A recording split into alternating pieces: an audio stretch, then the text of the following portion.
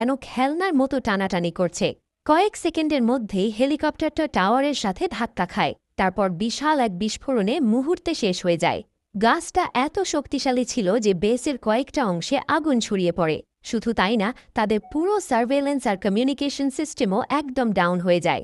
সবাই যখন control panel নিয়ে ব্যস্ত, ঠিক তখনই রাসেল চোখের কোণে দেখে পানির ভেতর থেকে কিছু একটা তীব্র গতিতে তাদের দিকে আসছে। পরক্ষণেই সে বুঝে যায় ওই একই হাঙর। তার মুখে চাপা আহত সঙ্গীকে নিয়ে সে সোজা কাঁচের দেয়ালের দিকে ছুটে আসছে। কাছে এসেই হাঙরটা লোকটাকে পুরো শক্তিতে গ্লাসের ওপর আছড়ে মারে।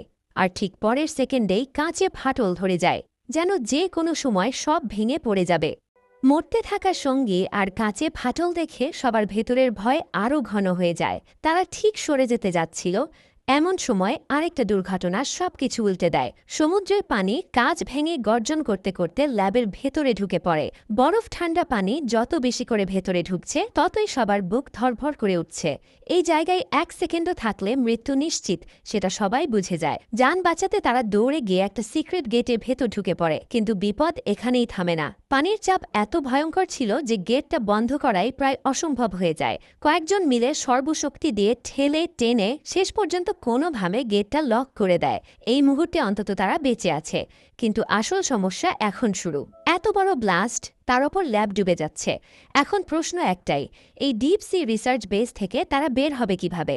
ওপরের দিকে ওঠার যে একমাত্র সিঁড়ি ছিল, সেটাও পানির নিচে হারিয়ে গেছে। আর সবার মাথায় আরেকটা আতঙ্ক ঘুরছে, এই দরজার ওপারে কি বিশাল কোনো হাঙর ওত পেতে আছে? কারণ আজ যে হাঙরটা তারা ছাড়িয়েছে, সেটা আর স্বাভাবিক থাকেনি। এখন সে স্বীকার করছে, আর তাদের ঘ্রাণ সে একবার পেয়ে গেছে। কোনো উপায় না দেখে সবাই মেইনটেন্যান্স টানেলের দিকে ছুটে যায়। পেছন থেকে বন্যার পানি যেন জীবন্ত দানবের মতো তাদের তাড়া করে আসছে। টানেলের ভেতর দৌড়াতে দৌড়াতে তারা বুঝতে পারে একটুও থামা যাবে না। ঠিক সেই সময় তারা মেইন গেটটা খুঁজে পায়, দ্রুত সেটা খুলে দেয়। অন্তত একটা রাস্তা ক্লিয়ার হয়। কিন্তু ওপরের ফ্লোরে থাকা শেফের ভাগ্য আজ সাথে ছিল না। সে এখনও ওপরে আটকে, আর নিচে যে ভয়ঙ্কর ঘটনা ঘটছে, সেটা তার জন্য আরও বড় বিপদের সংকেত হয়ে দাঁড়ায়।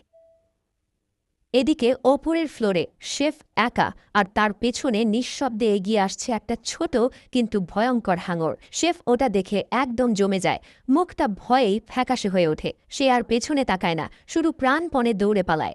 দৌড়াতে দৌড়াতে শেষমেশ কিচেনে ঢুকে পড়ে। এই মুহূর্তে মনে হয় সে বেঁচে গেছে, কিন্তু শেফ কোনো রিস্ক নেয় না। সে দ্রুত পাশে পড়ে থাকা একটা প্যান তুলে নেয়, যেন দরকার হলে কিছু একটা দিয়ে আঘাত করতে পারে। এরপর সে দেখে হাঙরটা সাময়িকভাবে অন্যদিকে ঘুরে গেছে।